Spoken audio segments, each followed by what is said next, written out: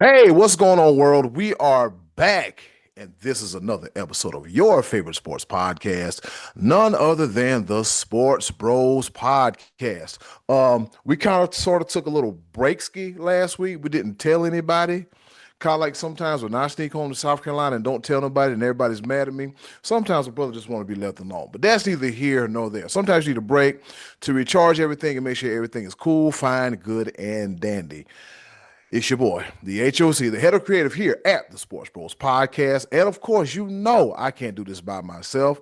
I tried, and it's not that fun. It's not that fun because when you start arguing with yourself, people tend to get real concerned, like, Eddie, what the hell are you doing? Like, nothing's going on over here.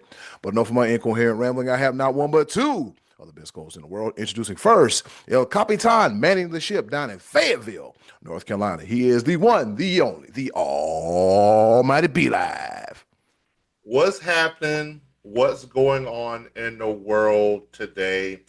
Um, I'm gonna ask you guys real quick before we even get into sports. Okay. Are y'all part of that winter storm that's going on in the north right now?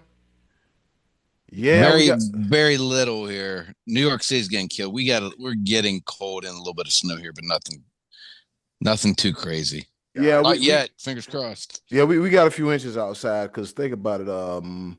72 hours ago, we could see the grass. Now we can see the snow. So yeah. It was springtime for like 15 minutes on Friday, and now Oh it's my winter God. again. We I'm almost when we I outside with no shirt on. Real we close. we down here for almost about a week. And we got all the way up to almost 80 degrees, Ooh, and I was like, nope, nope, don't believe it. I don't even remember what that feels like. yeah. Don't said that don't believe it. That is false spring. No, no, no. And Hmm. of course, and so my sister sent photos of New York City. They're buried in snow right now. Ooh. It's like she says they've already gotten at least a foot, and they said there's another foot that's supposed to be happening. So good lord. Yeah, that's what you get for moving up there. All right, cool. That's just a little side note, but yeah, you know how we like to talk about weather. But yeah, um, between J. Cole, NBA All Star Weekend that was and wasn't, the Olympics. Yeah, we had a lot going on in the past couple of weeks, so we took a week off, and y'all can form any excuse that you want to, but we here now. Yeah. Um, yeah, let's talk about some things. Go ahead and introduce the other guy. I'm feeling in a good mood today, and he's gonna bring it down. So let's go ahead and get him into the. Oh, I'm not. You're gonna say something eventually. Look at that smile on his face. Anyways, the other guy, he is the pride of Washington, Pennsylvania. He's doing some of everything and everything of a little something, something. If you know what I'm talking about. Well, if you don't, that's cool. Either way, he is the pride of Washington, Pennsylvania. The one, the only, the money man, Scotty D. For the land of the free and the home of the brave. Woo! Yeah, I've been in a good mood all day. In a good mood because just a few minutes ago I just saw because of that storm in New York, the U.S. hockey team was rerouted. They just landed in Miami a few minutes ago, and they're going to do a little bit of partying down there, and then back to business in the NHL this Thursday. But what a win for the United States of America on Sunday morning! And I didn't get to see all of it because I went to church. I still go to church, They don't but do a that. lot of people didn't on Sunday. A lot of people did not go on Sunday, and I understand why. But If you are good with the Lord, he might have let you have this. He might have let you have this, but no. well, I go to a big church that has big screens on the side and seats a couple hundred people and has a stage like one of those modern contemporary churches. I don't think it would have killed them to put the game up on one of those two screens. They could have Oh sacrificed Lord. that. Just that one Scott, screen. so Scott, Uh-uh. did you see that one? It's been circulating on social media. That one clip of the kids playing hockey. They had a hockey game that they were playing during the actual gold medal game. Oh no, I did not see it. I'm like, come on, parents, coaches, what are you doing? postponed the game. Take a pause. This is pretty important. It was since 1980 that they were able to pull this off. So Yeah, let's get into they, this, Eddie Cool. they made a big deal about the fact that they paused the game, took a timeout so they could celebrate them winning. I'm like, why were they not watching the game in its entirety? Just cancel the damn game. Postpone something. But yeah, let's get into it because man, we already talking about it. Yes, sir. Exactly. Let's go ahead and hop right into it. The top of the order. All right, let's get this started of the order. Do you believe in miracles again? Yes. Yes. Oh, yes. And with that being said, the United States hockey team, the national team, they defeat our neighbors up north, Canada, 2-1. And the women did the same thing too. So Canada, we beat you at your own sport. The Canadian hockey franchises will never win a Stanley Cup. Yeah, you guys have been the same since '93, but I'm not taking the shots at Canada. I mean, hey man, it is what it is. Things happen. Somebody got to win. Somebody got to lose. And fellas, from my understanding, because just like you, Scotty D, I was at church as well too. It was a very exciting game. I also heard that the United States got outshot by Canada a whole lot to a little bit, and there was an iconic photo of a save. Like, wait a minute, you about to do what? No, you're not. You're not about to do that. So, fellas, give us a little quick recap of what you saw. Simply put, if you didn't know this name by now, it needs to be etched in stone in the annals of history of hockey for all time. Winnipeg Jets starting goalie Connor Hellebuck. What the helly? What the hellybuck? This dude was out in Eddie Cool. You mentioned it because yes, the second and third period of that game, oh, Canada was pouring it on. And it was I'm over here like, come on, bro. We got to get the ice. We got to get the puck out of our end. But every time he kept, I mean, there was that, like I say, he did let one go up in the second period. But man, there was so many more goals that could have been conceded. Especially that one that I showed a picture of and everything like that. Where how did he stop that? Like when I watched that in real time, I said that's a goal. There's nothing. There's nothing there. Like how did he reach back and stop that puck from going in? Is something that with right where the puck, where the stick bent. It's like you hit it with like that little elbow part of the stick is where like just enough to deflect it. That incredible. It was an incredible performance by Connor Hellebuck. Like I've never seen anything like it before. The pace was absolutely frenetic. So, ladies and gentlemen, if you are not a fan of hockey and watch this game right here and think that's what hockey is all the time, you're gonna be a little disappointed because it's not that fast paced. But these guys are literally the best of the best representing their country, and you saw how much passion was on the ice. And hats off to Canada; they were relentless, and it was just even like I said, and there was a couple of them.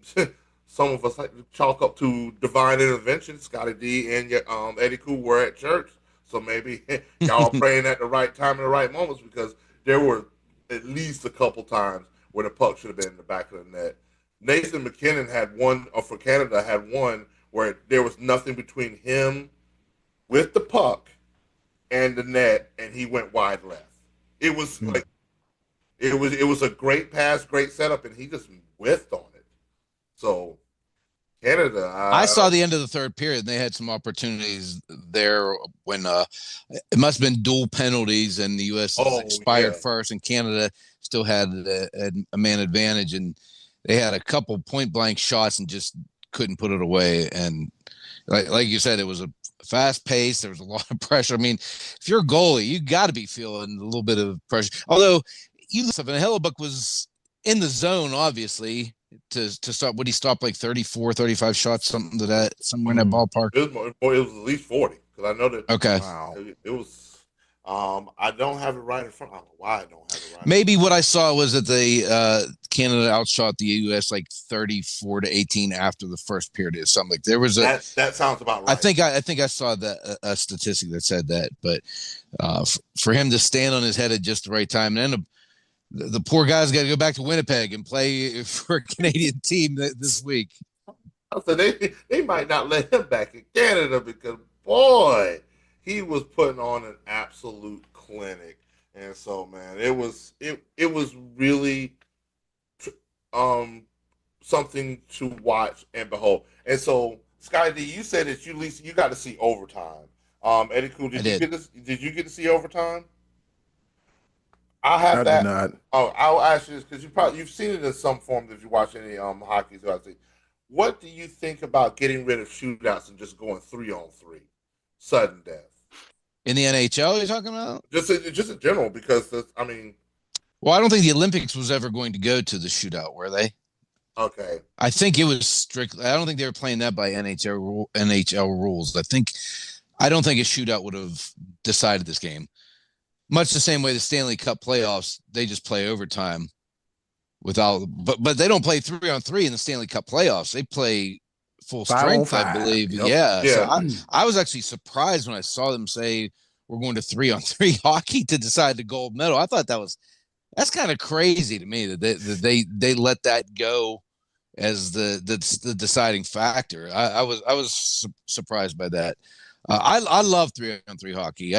I think it's cool. I wish the NHL would do a 10-minute period rather than 5 minutes in the shootout. But you're doing this over, what is it, an 8-month season, whatever. So these guys are already putting their bodies on the line enough. So as far as the NHL goes, I love the 3-on-3, but I think that they get to a point in the NHL like enough's enough. Let's have a shootout. You get a bonus point. Both teams get a point, and you get a bonus if you win the shootout. It opens up the ice so much in 3-on-3, and that was what ultimately gave the U.S.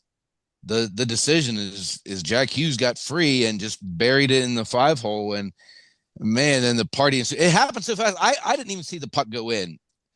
I guess because it was low, it went under the pads. I didn't see it. I just heard say score. I saw Hughes turn and throw his hands, and I was like, wow, that is awesome. That was obviously amazing, and Jack Hughes will never have to buy a drink again. He's immediately a name that enters the American lexicon as an Olympic hero, and he had an entire career in one day, having drawn the penalty by getting hit in the mouth, picking up the teeth and showing him to the official to draw the major, and then winning the gold medal with a goal in overtime after his brother had done the same thing a few nights earlier. I think it was against Sweden, was it not, on Wednesday night to advance? And what a dream scenario for those guys and for Hellebuck. And Jack Hughes plays for the Devils.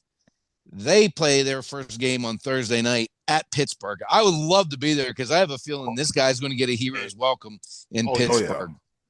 Because there was people here that at work today, people say, man, I don't even watch hockey, and I was into that. I felt like I won the gold medal. It was really, it had a lot of, like I said, attendance in church was down. I don't think it's because we got a quarter inch of snow. I think if a lot of people were staying home watching the Olympics. I know a few people that actually did. And it means a lot to America because this hasn't happened since 1980. This is the first time since, while the Miracle on Ice actually was not the gold medal game. They ended up beating the Soviets in the semifinals and going on. I think it was Finland. They beat 3-1 in the finals, but we haven't won a gold medal here for the United States. And you can just see the joy in the, and be like, you texted, oh, I got cutting onions. You got a little emotional when the game ended. What got me emotional was whenever they showed them raising the flag and the guys had their arms around them and they were singing the national anthem. Because that's one thing I tell you, we don't do very often in this country. We don't sing our anthem at sporting events. I go to this Pony League World Series in the summertime. There's 8 different countries there, or maybe 7 different representatives. And when they play their anthems, other people sing their anthem. Canadians sing "O Canada" all the time. Yep. When we play the national anthem, generally sporting events, we stand pretty stoically. We look at the flag. Some hand over your hearts. Most take hats off. But seeing our guys sing it, you could hear people in the stands singing it. That was a great moment. And our country's been through so much division. it was united during that moment when that flag was raising, and that to me that got me slightly emotional. That and then, I mean, carrying the Goudreau jersey around on the ice and having the little girls out there for the photo. Oh man, it couldn't get any better. Yeah, as you mentioned, that's one of the best things about the Olympics. The Olympics, they have the ability to bring a country together despite the turmoil of what's going on, or this side, this, that, these, and those that don't even matter. It's just going out there and representing the country to the fullest and going there and get that dub and bring another gold medal home. Also, on top of that, the women did their thing as well too in women's hockey. So Canada, you you might want to try some basketball or badminton because you can't mess with us right now with you can't mess with us right now in hockey. Oh, you can't. Did you see the faces on the Canadian players getting their silver medals? Those guys were legitimately in pain. Yeah. Because this I mean, as great as this feels for us, as much as we love this, it means I think more to Canada and the Canadian. This would be like if Canada beat the United States in tackle football in the Olympics to win gold. You know, like hockey is what Canada is all about. They love their hockey the way we love football, American football. And you could just see the pain. Not one guy smiled. They all politely acknowledged the lady who was presenting the medals. Then they got some stuffed animals or something after that. But they were all they were in pain, man. I felt for those guys because they laid it all on the line too. Those guys played hard, and that was very important to them. It reminded me back, you remember in the 2010 Olympics, same thing, Canada versus U.S. for the gold. It goes into overtime. Sidney Crosby, who was not available on Sunday due to an injury, he scored the winning goal, and that was in Vancouver. And I always felt how devastating it would have been for Canada to have lost that gold medal game on their home ice in Vancouver. And this one being in Italy, obviously, no one had home ice advantage, but I felt like this meant like the U.S. really needed this one because it had been so long. We needed this one, and it meant more to us to finally get that win. But you know, I feel for the Canadians because they were in pain. They were very, very hurt over that loss. I want to make a couple points real quick, and then we can move on. But there's like so many different things happen. First of all, 46 years since the United States won gold. Me and Eddie Cool, we've seen videos of it. Yeah, you weren't here yet. We were swimming. Right. We did not. So that put that in perspective. Before this time, there were 37 players that ever won gold in U.S. hockey. Add another 25 with these guys that play. Brock Nelson is now the fourth member of his family to wear gold in U.S. hockey. Really? His grandfather, his uncle, and his dad were part of. Well, I think his grandfather and his uncle were part of the 1960 team. His dad was part of the 1980 team, and now he 2026. So that client, Brock Nelson. How about Brock Nelson. Brock Nelson. The Nelson family has 4 U.S. hockey gold medals. That right there, that's incredible. That's pretty nuts. That is a family legacy, and man, just it's so much more behind it. And one last thing, I know I'm long-winded, but anybody, and I want this, anybody that ever aspires to be a sports commentator, announcer, or anything along those lines, look up Mike Tirico's conclusion after the hockey gold medal game.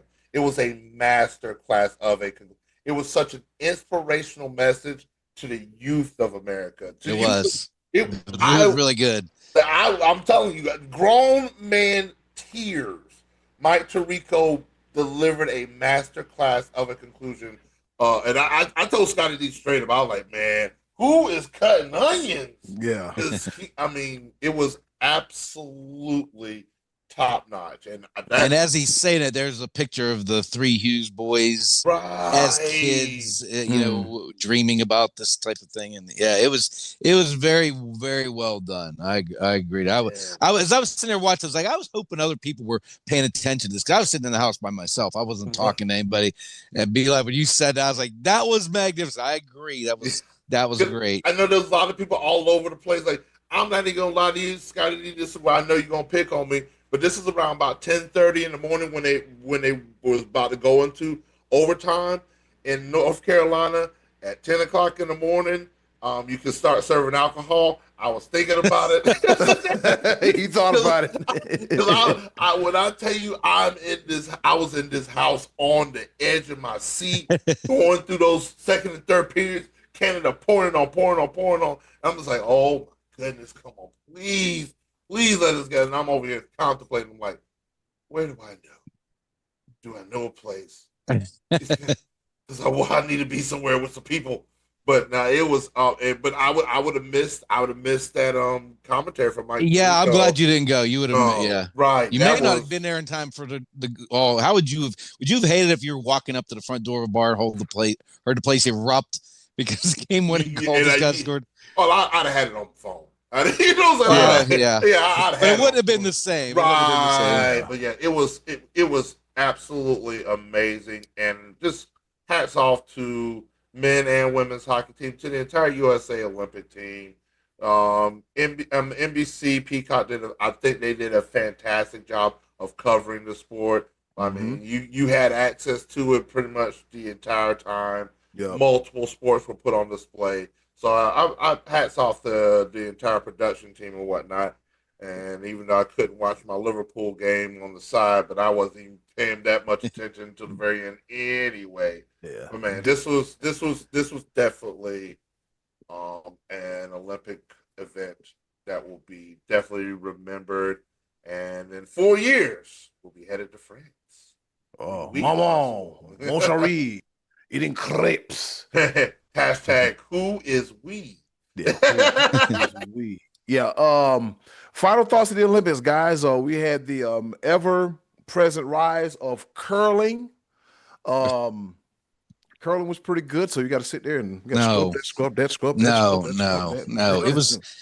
See, this is the problem with the Olympics not being here and being in this time zone. So I didn't get to see as much as I would like to. But every time I turned it on, either I was watching curling or skating. I had enough of that. I don't want to watch that much curling.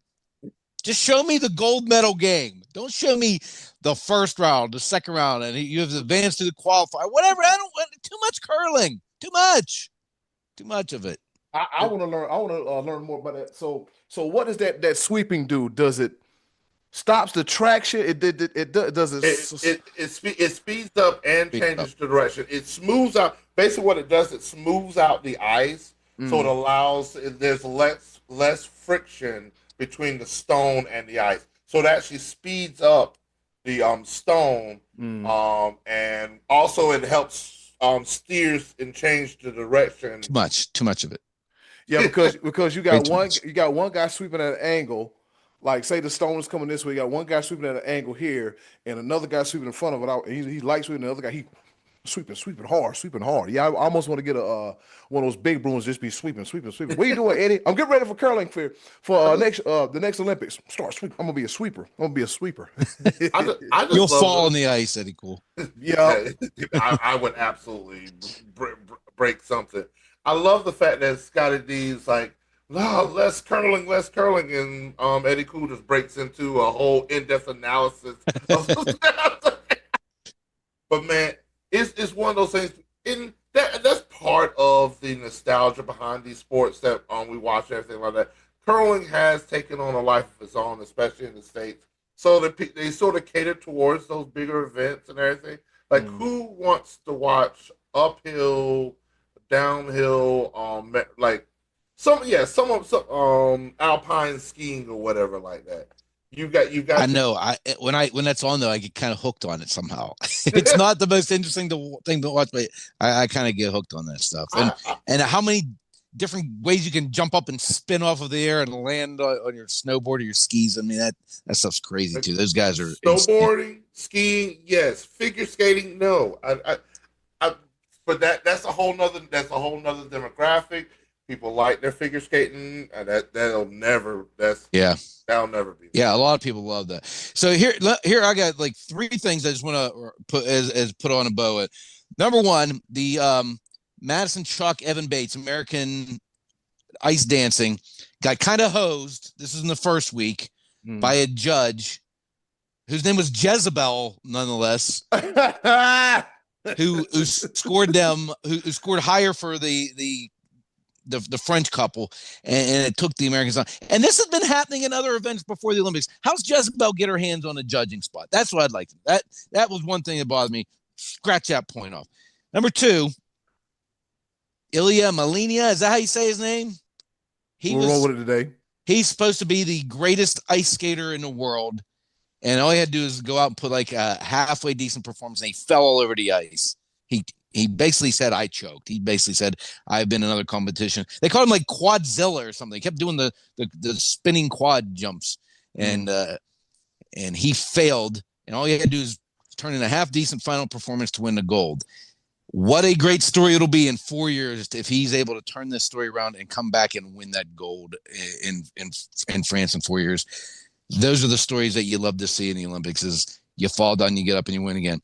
And last point, I was watching a round of women's speed skating, and the one girl takes off her glasses and her hood, and she was gorgeous, beautiful woman, beautiful speed skating woman, and they showed her boyfriend in the crowd. You know who that boyfriend was? Jake Paul. Yes. It was Jake Paul. Yes. And I couldn't have been happier for the guy, because his hot girlfriend's out there flying around the ice. I think she got a silver medal because there was another skater came behind her. But Jake Paul was at the Olympics celebrating. We know skating hottie. So good for Jake Paul. His jaw is healing up nicely. He's out there smiling because his hot girlfriend is flying around in the Olympics. You know the question that we like to ask whenever you see a hot girl and everything: can your man fight? Well, he can't. All right. He doesn't have to. He can pay people to fight for him. I said what I said, Jake Paul. You might hit him in the jaw and he might go, wow. Jake Paul, how about that? Man, you just broke me my jaw. You just broke my jaw in 3 places. I got to hold it like this and do a post-fight interview. But what happened to you, Jake Paul? He broke my damn jaw. That's what happened. Might be boxing. He might be boxing in the next Olympics. Her name was Judah Leerdam, a Dutch speed skater. She actually won a gold in one event. I think it's silver in the other. But she's worth checking out the Instagram account. I'll tell you that much. He did his research. Scotty did his research. I need to find that Canadian female goaltender, hockey goaltender. She was a hottie too. I was like, hey. Let's check them out. I'm sure a lot of these profiles got elevated over the course of the last 14 days. That's usually what happens. That does happen. That way. One thing I will say that a little bit of good news. It has been reported that Lindsey Vonn, after she had her accident and everything like that, surgery saved her from amputation. Yeah, isn't that crazy? So that's crazy. And I mean, at her age, it's probably where she's not going to be as competitive if she's going to be able to compete on that level again. But losing a limb is just next level. So I guess she hangs up the skis. She already did before, and I think she'd come back to try to make one last run here. And I can't see her putting herself through that again. So, definitely, I'm glad to hear that for her. Yeah. That is true. That happened in the early part of the Olympics. And go ahead, Scott. Is she single? She's no longer with Tiger Woods. So I mean, but that's a tough. Like, how do you follow Eldrick Tiger Woods? Like, I got a full head of hair up there. Scotty, do you show me like, what's your name? Hey, my name is Scott. You are Liz. Yeah, Tiger Woods is Mike's boyfriend. He's like, damn, I don't follow that. Listen, Lindsey Vohn's yesterday news. Wait till that girl break up with Jake Paul. That's the phone call I'm going to be looking at. Jesus Christ. He'll be. What did you say? Be like she's Dutch. You say She's Dutch, yeah. Yeah. You'll be over there speaking. What is speaking Dutch? Yeah, from Denmark. Dutch so you is the speak Dutch. language. Yeah, because I'm like, you'll be over there speaking Denmarkian. I am not about to sound dumb on my own podcast. Oh, no. Scotty D is going to be the new ambassador for the United States. He's going to be doing he's going to be the one doing the negotiations with Denmark on how we can acquire Greenland. All right. Oh, There we boy. go. There we go. So somebody was like, so Scott, do you lead the podcast? Yeah, man, he got an ambassador job, man, a big time ambassador job. We'll be over there, checking out the scene and recording live podcasts and everything from Denmark. Imagine that, live from Denmark, the Sports Bros podcast. Just imagine that, man. Just imagine that. All right. With that being said, that does it for Olympic talk. And looking at my phone because I've yet to get a watch. Guess what time it is? Time for the 2028 Olympics in Los Angeles. Oh, good God. That's Not yet. Not yet. We close, but not that close. All right. I'm glad you asked, gentlemen. It's time once again for our favorite portion of the show, the choices of the voices. And with that being said, yo, button, hit it. Choices at the voices coming at you right here. Stick stay. Don't you dare go away. This is the Sports Bros Podcast.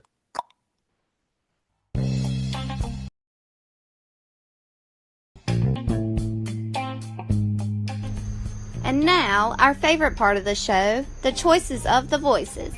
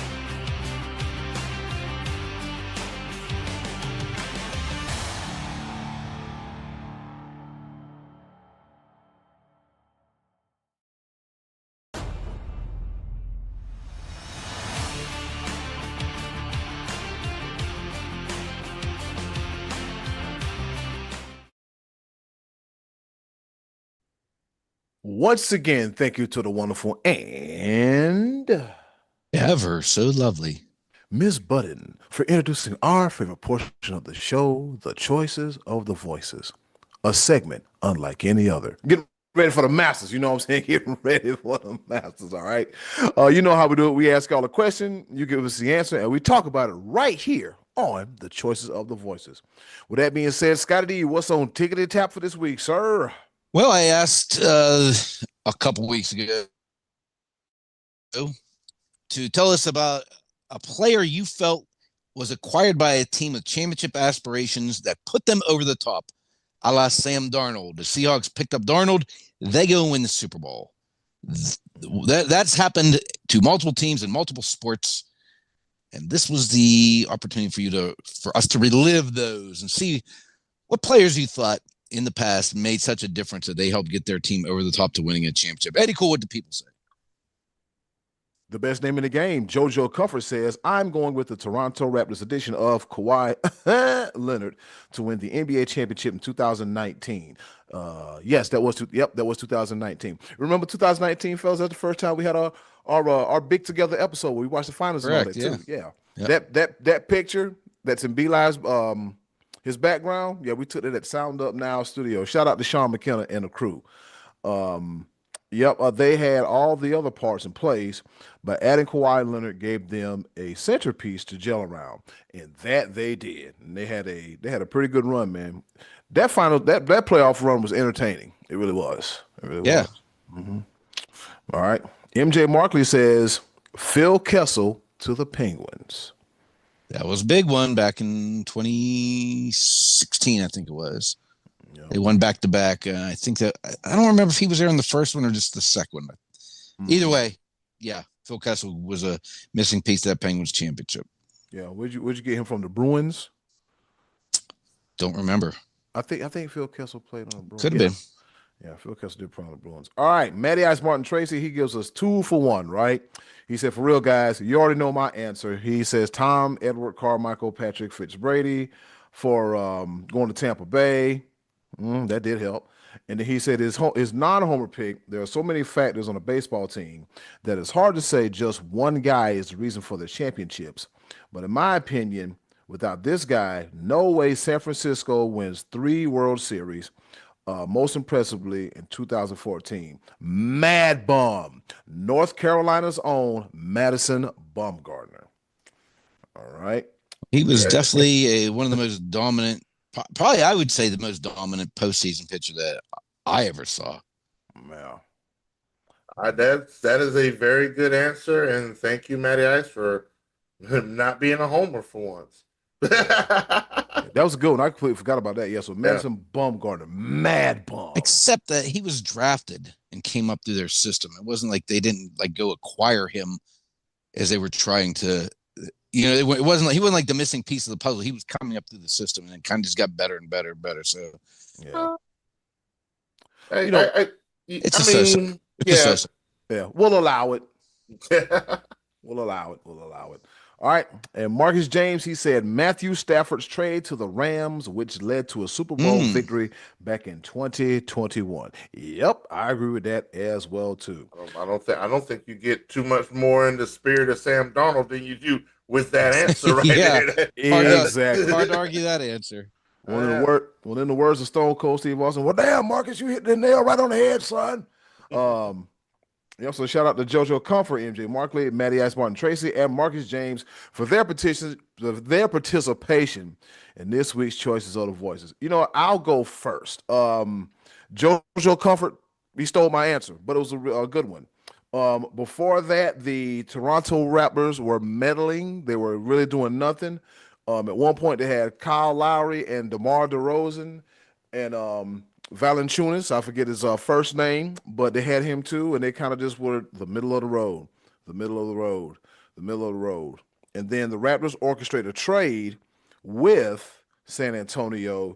In exchange, they get DeMar DeRozan, and then the Raptors in return, they get Kawhi Leonard, and the rest they say as history. Fellas, you remember that jump shot he hit over Joel Embiid, and it bounced, and he was like, oh, it's going to win. Down. Yeah. Oh man, you want to talk about an iconic photo? That's an iconic photo. Oh, yeah. So, yeah, the acquisition of Kawhi Leonard in 2019 put the Raptors over the hump and gave the NBA its first Canadian world champion. Scotty D, what say you? Well, I got a couple because of the teams that I root for that make me like Deion Sanders. Actually, this he was the missing piece 2 years in a row. 1 year for the 49ers, next year for the Cowboys. Both times in the early 90s, those teams won the Super Bowl.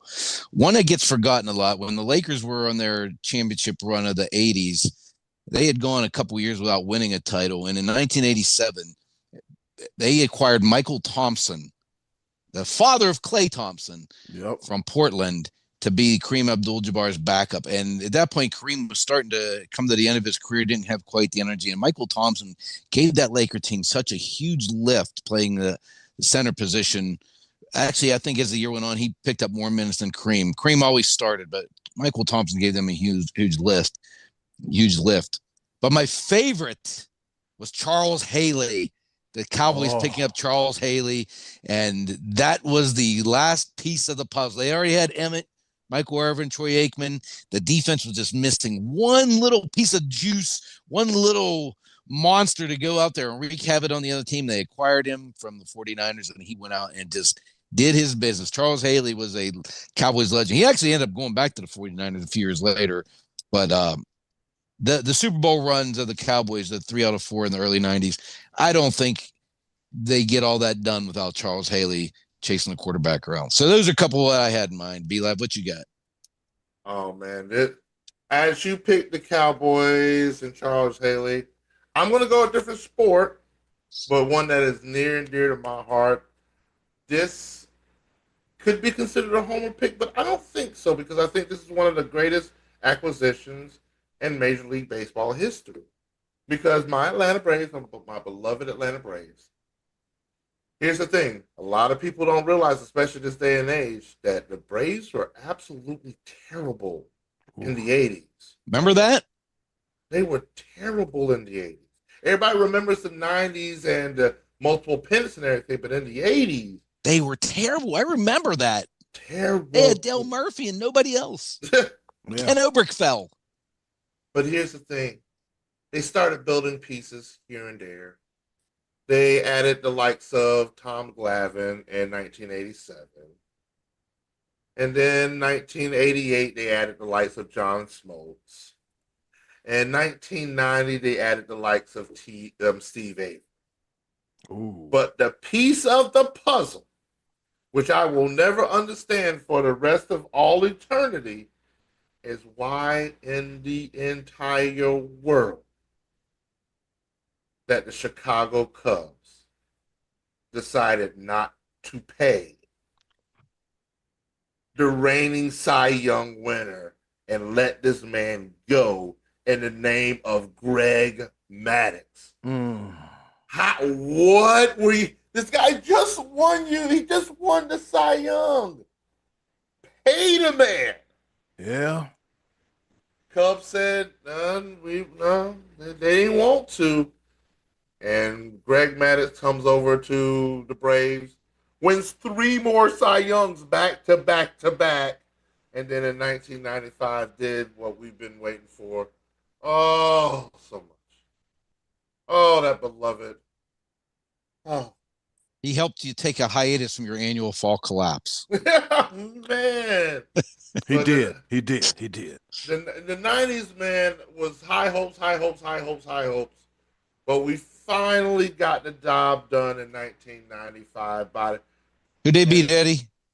Who'd they beat that year? Who'd they beat? Oh, they beat the team right up the road. The Guardians / Indians. Yeah, they beat them. They beat them. Yeah, that's why I'm real careful about wearing Brave stuff up here. But yeah. See, that's don't matter. Don't matter. Don't matter. Do not. What matter. year did Maddux go to the Braves? 94? 93. 94. There was no World Series. That's right. That's right. Yeah, 94. Yeah, because of the strike and everything. But it was what you just watch the pieces come together, and I still to this day think arguably the greatest pitching rotation that has ever been assembled. And Greg Maddux was the final piece of that puzzle. And oh, what a beautiful thing it was. Some may argue Chipper Jones, but I think Chipper Jones was drafted. Yeah, he came up through the system. Mm-hmm. Yeah, he came up through the system. So Greg Maddux was he there in '95? I want to say he was, or I think him and Andrew Jones. I think Andrew Jones was a rookie. I thought the following year, but I might be wrong about that too. You might be right. We're gonna let our research department be live. Look it up. Research department, because it might have been. Chipper Jones was he was part of the team in '95. Okay. From what it looks like real quick, he was drafted in '93, but didn't play a full season until '95. But he was on the team in '95. He became an All-Star in '96, so he may not have been a major contributor in '95, but he was on the team. Gotcha. Okay. Very interessante. All right, fellas. With that being said, he was a rookie. Chipper Jones was a rookie in '95, considered a rookie in '95. He led all major league rookies in RBI. He played 145 games, started in 123. He was a contributor. Larry Wayne. I would say so. Yeah. Yeah, 86 RBI, 87 runs. Yeah. Yeah. So Andrew Jones came in '97. I think so. I think he was. I feel like he might have played in the '96 World Series against the Yankees, but didn't play a full season at that point. Probably because what is it? He played 20 at that this first year. He came on the team in '96. Yeah, because what's the rule in baseball? You got to play 25 games to be in consideration for Rookie of the Year, or has that changed? Don't know that information. No, I thought it was like 25. We'll look that up. We will look that up for next week's episode. I've been looking up a lot of stuff. Come on. Yeah. I'm gonna lay off you. All right, that does it for this edition of the Choice of the Voices. Scotty D, what we got on tap for next week, sir? All right, we were actually going to discuss this amongst ourselves today, but we're going to share this with everyone for next week and allows the dust to settle when we quite as euphoric about the gold medal winning hockey effort by the American team. But we're going to ask, what do you find to be more thrilling? What would you rather have? The gold medal, as we saw our boys achieve on Sunday, or your favorite hockey team to win the Stanley Cup? What would you trade the gold medal for a Stanley Cup for your team? Something to think about. Right now, it's hard to say no because we won that gold and the Star Spangled Banner is still fresh in our mind. But would you trade that in for a Stanley Cup victory? That'll give us something to talk about next week, Eddie Cool.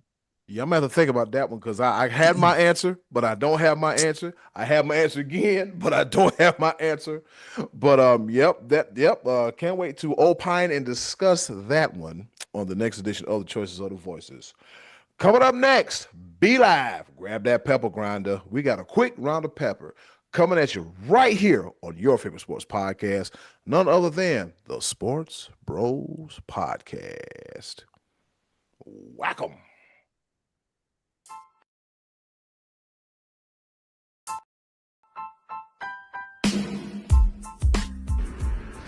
Okay, boys, let's bring it home with a round of pepper.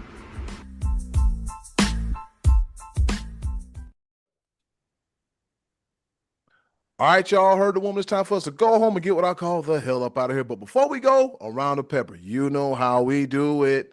We each have one topic, rapid fire style, kind of, sort of, not really, here to educate, enlighten, engage, and entertain. The 4 E's in no particular order. But I swear, I switch them up each week like I do my socks. I switch my socks every day, so don't nobody get no ideas, okay? All right. On this day in history, back in 1939, fellas, guess what happened? 1939. No, I don't know. We weren't born, so don't even worry about it, all right? A sport that we love so much, near and dear to our hearts, the sport of professional wrestling, all right? Makes history on this day. Lou Thez beats Everett Marshall in St. Louis, Missouri to win the National Wrestling Association World Heavyweight Championship for a second time. And it's often considered that Lou Thez is one of the greatest professional wrestlers of all time. 1939. Wow. That was a long time ago. That was a long time ago because it was like, yeah, Luther's been wrestling since the 30s. Since Yeah. the 30s? Yeah, that's a very long time. Yeah, so the legend that is Lou Thez wins his second world championship in wrestling back in 1939. He was also trained in Japan. He was also called Tetsujin, which means Iron Man, and he held the NWA World title for the longest combined total of 10 years, 3 months, and 9 days. Yeah, that's a long time to hold a championship title. And then, Over to and then he lost it to Ric Flair, yeah, over to you, who's been Scotty wrestling D. since the 40s. Over to you, Scotty D. All right. Well, I wanted to talk about how you guys know how I totally trash the NBA all the time and say how I don't enjoy it. I was going to talk about how I actually kind of enjoyed the NBA triple threat all-star game this year. I was going to get into that a little bit. Then something sad happened over the weekend, and that was the passing of Bill Mazeroski, who was a Pittsburgh icon. This guy was more known for defense and offense, but went to the Hall of Fame based on being a great defensive player and the 1960 home run that walked off against the New York Yankees. You know that was the World Series 1960. The Pittsburgh Pirates. That was the last time a Pittsburgh sports team won a championship at home in Pittsburgh.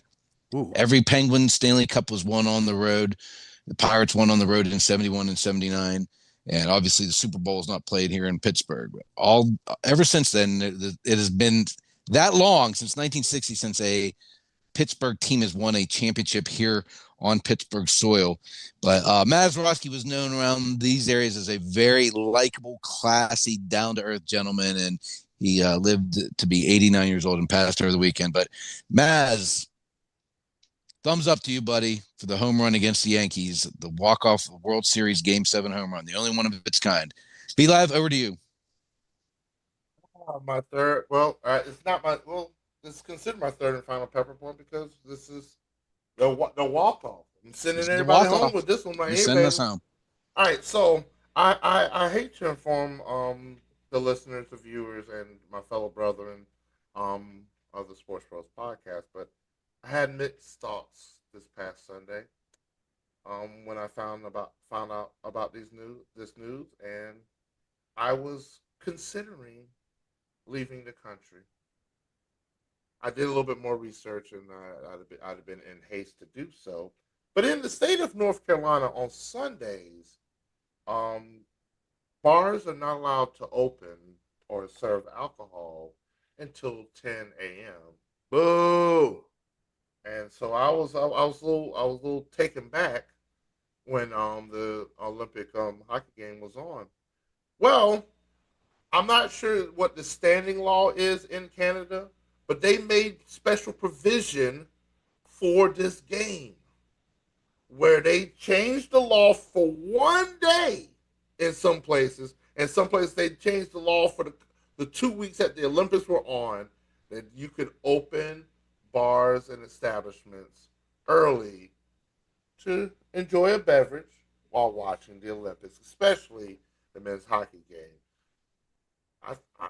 If Canada would have won, I might have moved Had to to crack up Canada. in the Labatt's, huh? Rather than face the unsavory situation of having to watch a sporting event sober. Wow. Go to church, Be Live. Go to church. What was my exact words to you, Scotty? I said I needed to after that hockey game because my heart was gone. It was over. You, I he couldn't was having take no more. you was having them palpitations, them palpitations. I'm thank God for the VA because I guarantee if it wasn't for them, if I was still in the bad shape I was in before, my heart could not have taken that gold medal game. They say you would have fell over somewhere. It'd have been All over right, with. all right, and that does it for another action-packed edition of the Sports Bros podcast. And in closing, do something nice for yourself. If you can do something nice for someone else, I greatly appreciate it. Now, more than ever, be a blessing, not a burden. And before we go, thoughts and prayers go out to the family of Rondell Moore.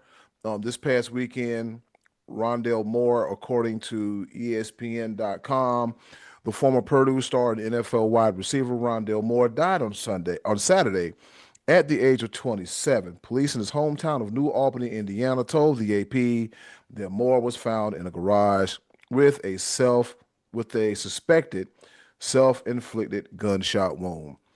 Take care of your people, call each other, and just make sure everybody is good. Just send a text or a phone call. Just reach. If somebody's on your mind, reach out to them. Let them know, hey, I was thinking about you. I just want to make sure you're good. So with that being said, on a happier note, Be Live, you got anything to say before we get the hell out of here and watch wrestling? Mental health matters. Yes. Yes, sir. Health matters. With that being said, and check out some older episodes of the Wellness Shit Wednesday podcast. Take us home, Be Live. Yes, sir. I want your phone. And as always, thanks for watching and listening to the Sports Bros podcast. Now it's time to cook some dinner.